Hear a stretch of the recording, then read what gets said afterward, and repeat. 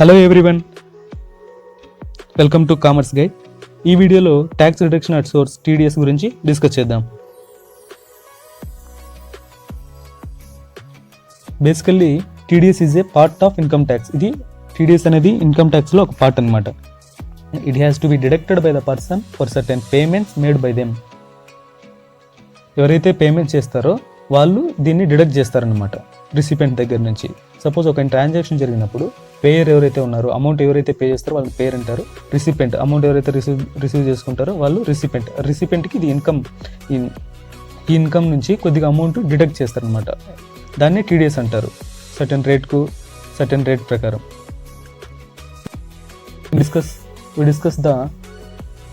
We discuss in detail about the TDS provisions under Income Tax Act.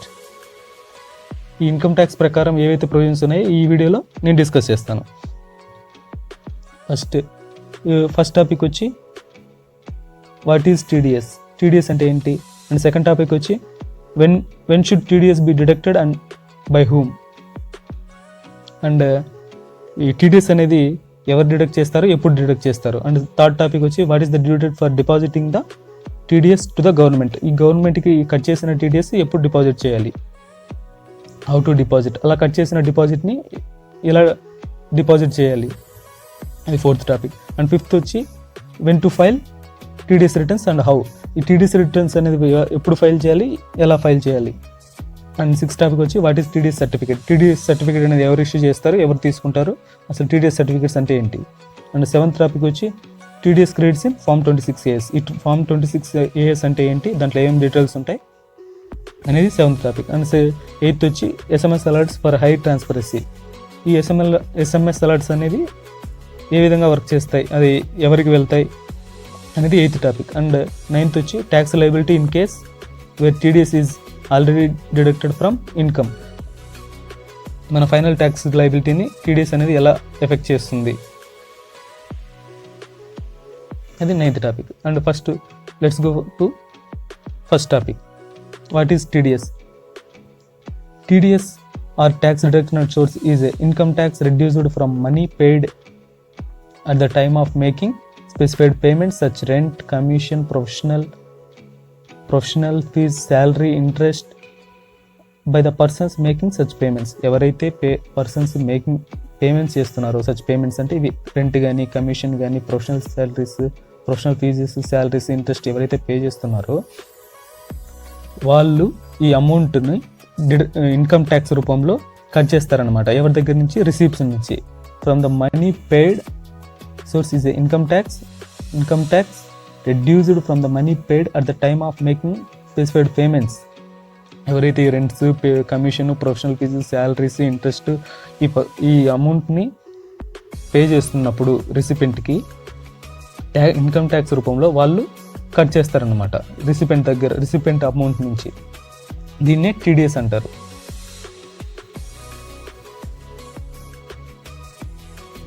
Usually the person receiving income is liable to pay income tax. ఎవరైతే recipient ఉన్నారో, amount receive చేసుకుంటున్నారో, is liable to pay income tax. ఎందుకంటే income gain చేస్తున్నామంటే compulsory మనం income tax అనేది pay చేయాల్సి ఉంటుంది. But the government with the help of the TDS provisions make sure that the income tax is deducted in advance from the payments being made by you. కానీ government ఏం చేస్తుందంటే in అడ్వాన్స్గా TDS రూపంలో TDS provisions help తీసుకొని ఈ TDS provisions ద్వారా ఎవరైతే pay చేస్తున్నారో వాళ్ళ ద్వారా ఆ రెసిపెంట్ యొక్క ఇన్కమ్ నుంచి ఇన్కమ్ ట్యాక్స్ రూపంలో ఈ టీడీఎస్ ప్రొవిజన్స్ ఉపయోగించి కట్ చేస్తుంది అనమాట income tax. And the recipient of the income receives the net amount after deducting TDS. ఈ ఎవరైతే పేయర్ ఉన్నారో, అమౌంట్ పే చేస్తున్నాడో అతను టీడీఎస్ కట్ చేసిన తర్వాత ఎంతైతే అమౌంట్ మిగిలి ఉంటుందో అది రిసిపెంట్కి ఇస్తాడనమాట. The recipient will add the gross amount to his income and the amount of TDS is adjusted against the final tax liability. కానీ ఈ రిసిపెంట్ అనే అతను టోటల్ అమౌంట్ ఇన్కమ్గా చూపించుకోవాలి. ఎందుకంటే at the end of the financial ఇయర్లో తన total taxable income calculate చేసినప్పుడు ఈ టోటల్ అమౌంట్ని టీడీఎస్ కట్ చేయకుండా ఎంతైతే అమౌంట్ ఉందో ఆ అమౌంట్ని ట్యాక్సిబుల్ ఇన్కమ్గా చూపించుకొని ఎంతైతే ట్యాక్స్ లయబిలిటీ ఉందో క్యాలిక్యులేషన్ కట్ చేసి ఉంటారు కదా ఆల్రెడీ, ఆ టీడీఎస్ని అతను అడ్జస్ట్ చేసుకొని రిమైనింగ్ ట్యాక్స్ లయబిలిటీ అనేది పే చేయాల్సి ఉంటుంది. The recipient takes credit of the amount already deducted and paid on his behalf. ఈ రిసిపెంట్కు బదులు మనం పేయర్ అనే అతను ఆ అమౌంట్ని పే చేసి ఉంటాడు ఆల్రెడీ టీడీఎస్ రూపంలో ఇన్కమ్ ట్యాక్స్గా. అదే ఇక్కడ చెప్పాడు అనమాట. The recipient takes credit of that amount, ఎంతైతే టీడీఎస్ కట్ చేసి ఉంటాడో దాన్ని క్రెడిట్ తీసుకోవచ్చు అనమాట. At the end of the financial year ఎంతైతే నీకు ట్యాక్స్ లయబిలిటీ ఉంటుందో దాంట్లోంచి అడ్జస్ట్ చేసుకొని మనము రిమైనింగ్ ట్యాక్స్ అనేది పే చేయాల్సి ఉంటుంది. దీనికి ఫర్ ఎగ్జాంపుల్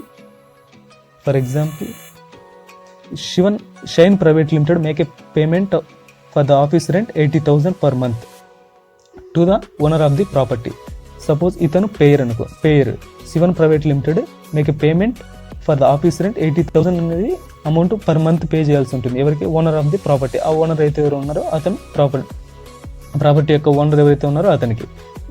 దీంట్లో షైన్ ప్రైవేట్ లిమిటెడ్ అనే అతను పేయర్ అనమాట, అమౌంట్ పే చేస్తున్నాడు. ఓనర్ ఎవరైతే ఉన్నారో అతను recipient. And TDS is required to be deducted at 10%.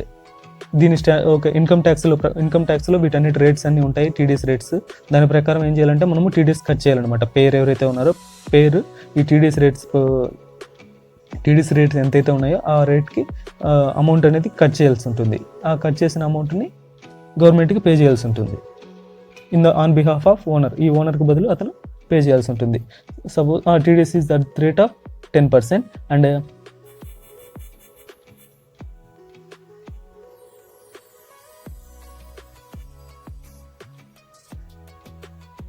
Shane Private Limited must deduct TDS of 8,000 and pay the balance 72,000. ఈ 10% ఎంత? 80,000 మీద 10% ఎంత అంటే 8,000.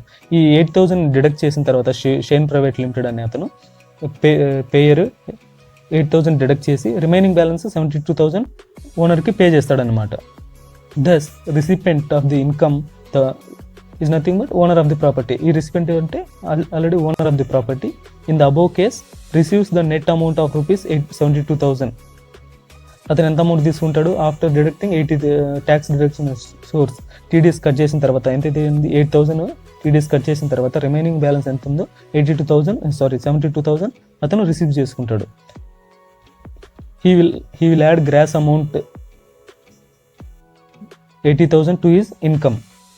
కానీ రిసిపెంట్ అనే అతను ఏం చేయాలంటే ఫైనల్గా ట్యాక్సిబుల్ ఇన్కమ్ క్యాలిక్యులేట్ చేసేటప్పుడు ఈ 80,000ని ట్యాక్సిబుల్ ఇన్కమ్గా చూపించుకోవాలి. And take the credit of the amount already deducted 8,000 by shine private limited against his final tax liability.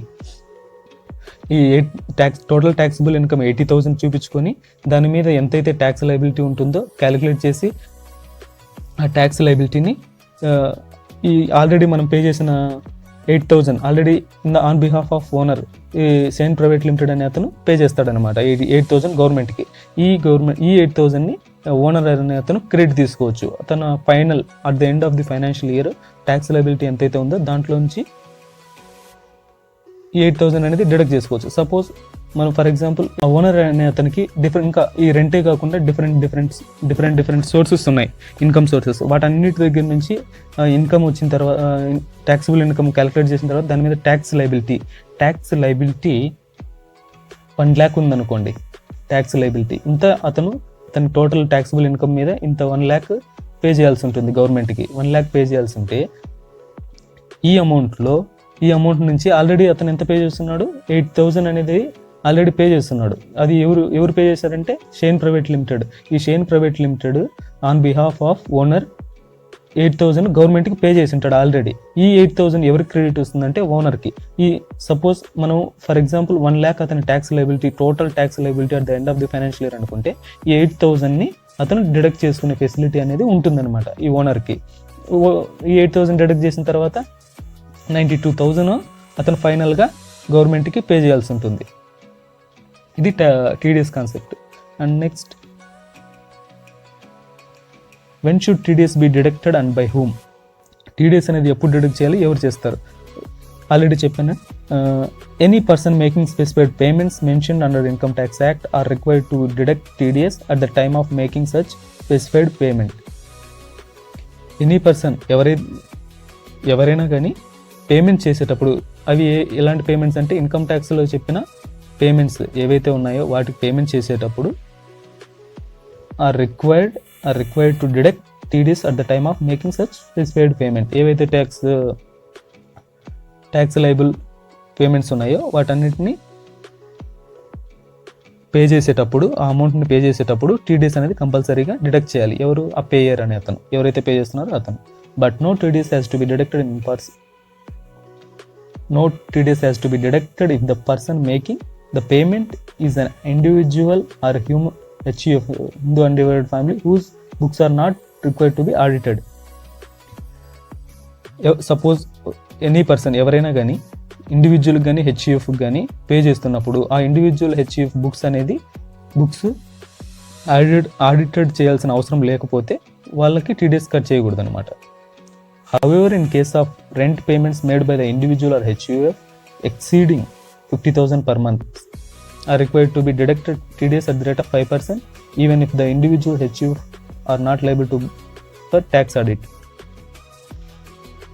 Suppose ఆ ఇండివిజువల్ HUF ఎవరైతే ఉన్నారో అంటే వాళ్ళు not liable to audited books, వాళ్ళకి ట్యాక్స్ ఆడిట్ అవసరం లేకపోయినా కూడా రెంట్ పే చేస్తున్నప్పుడు ఎక్సీడింగ్ 50,000 పర్ మంత్, ఒక ఇండివిజువల్ కానీ HUF కానీ 50,000 కంటే 50,000 పర్ మంత్ రెంట్ పే చేస్తున్నప్పుడు TDS అనేది కంపల్సరీగా అట్ ది రేట్ ఆఫ్ 5% అనేది వాళ్ళ దగ్గర నుంచి డిడక్ట్ చేయాలి, even though they are not liable to for tax audit. Also such individual and HUF liable to deduct TDS at the rate of 5% need not apply for TAN. వాళ్ళకు TAN apply చేసుకోవాల్సిన అవసరం లేదనమాట. TAN అంటే tax deduction account number and tax collection account number. ఇది మనకు income tax of India provide చేస్తుంది. ఎవరైతే tax deductor ఉన్నారో వాళ్ళు దీనికి అప్లై చేసుకోవాలి. And your employee deduct TDS at the income tax slab rates applicable. ఎవరైతే మన ఎంప్లాయర్ ఉన్నారో అతను ఎంప్లాయీ యొక్క ఇన్కమ్ ట్యాక్స్ స్లాబ్ రేటు ఎవరికైతే అప్లికబుల్ అవుతుందో ఎంప్లాయీస్కి వాళ్ళ దగ్గర నుంచి TDS కట్ చేస్తాడు అనమాట.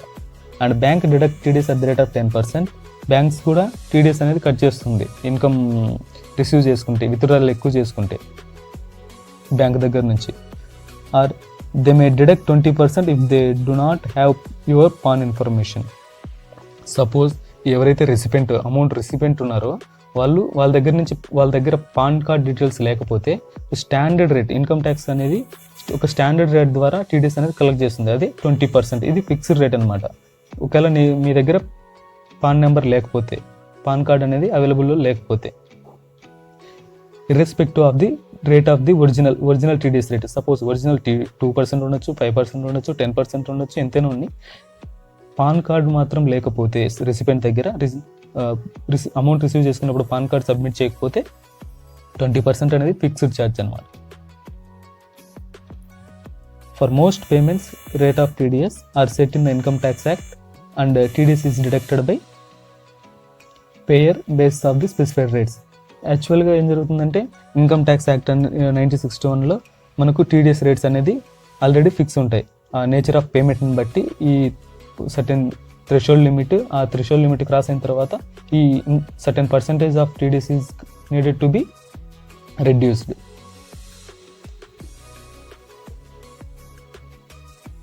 అనేది ఈ రేట్స్ అని TDS రేట్స్ అనేది ఆల్రెడీ ప్రిస్క్రైబ్ చేయబడి ఉంటాయి ఇన్కమ్ ట్యాక్స్ యాక్ట్లో.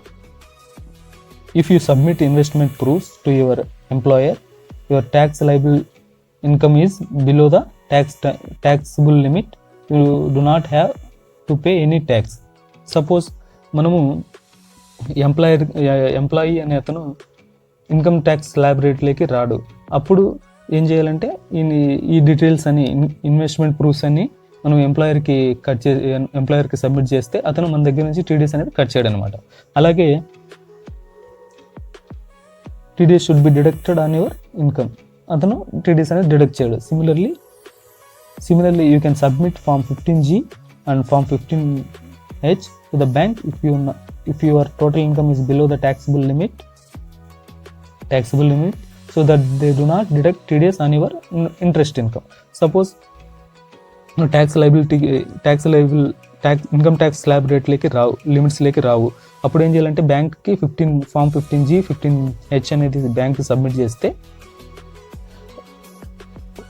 They don't deduct bank persons they don't deduct your TDS on your interest income.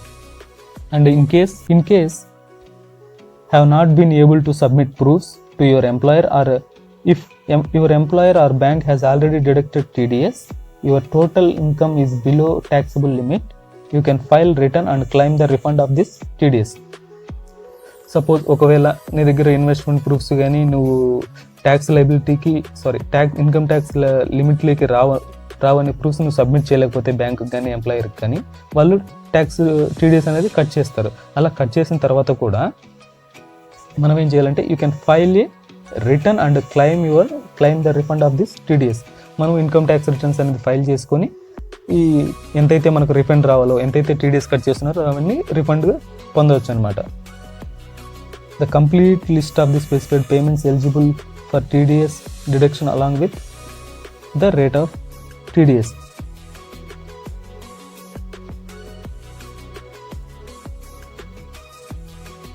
Okay, ఈ కంప్లీట్ లిస్ట్ అనేది నా నెక్స్ట్ వీడియోలో చెప్తాను. సపరేట్ వీడియో చాలా లెంత్ ఉంటుంది. Please subscribe and share my channel, and thanks for watching and keep supporting me.